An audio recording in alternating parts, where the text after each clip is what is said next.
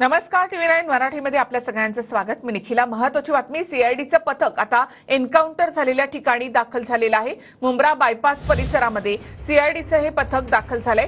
अक्षय Shinde encounter प्रकरणामध्ये आता CID पथकाकडून तपास सुरू झालेला आहे। घटना घडलेल्या स्पॉटवर आता सीआयडी कडून तपास केला जातोय। अक्षय शिंदे एन्काउंटर प्रकरण आता सीआयडी कडे वर्ग करण्यात आलंय। त्यानंतर आता सीआयडीने आपला तपास सुरू केलाय।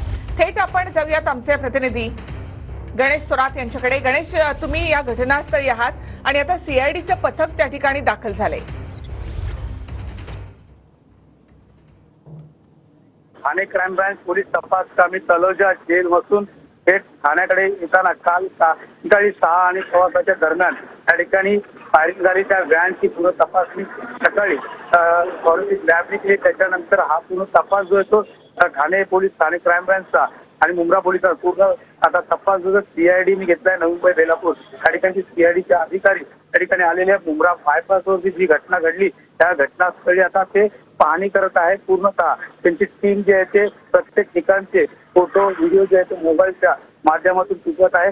घटना कुठे कशा प्रकारे किती फूट झाली हा सर्व सखोल तपास आहे। त्यामुळे नक्कीच त्या प्रकरणी आता काय तपास अंती पुढेल हे देखील पाहणं गरजेचं आहे। मात्र अक्षय शिंदे यांनी पोलीस रिव्हॉल्वर त्यांच्याकडनं खेचून अक्षरशः पोलिसांवरती 3 राऊंड फायर केले होते। त्यापैकी एक राऊंड जे आहे ते पोलीस अधिकारी मोरे यांना मांडीवर लागल्यानंतर 2 राऊंड इतर फायरिंग करीत त्याचा बचाव आणि संरक्षणार्थ पोलिसांनी अक्षय धन्यवाद गणेश, एकूणच माहितीबद्दल। तर एन्काउंटर प्रकरणामध्ये आता सीआयडी कडून तपास सुरू झालाय आणि आता घटनास्थळी सीआयडीचं पथक दाखल झालेलं आहे।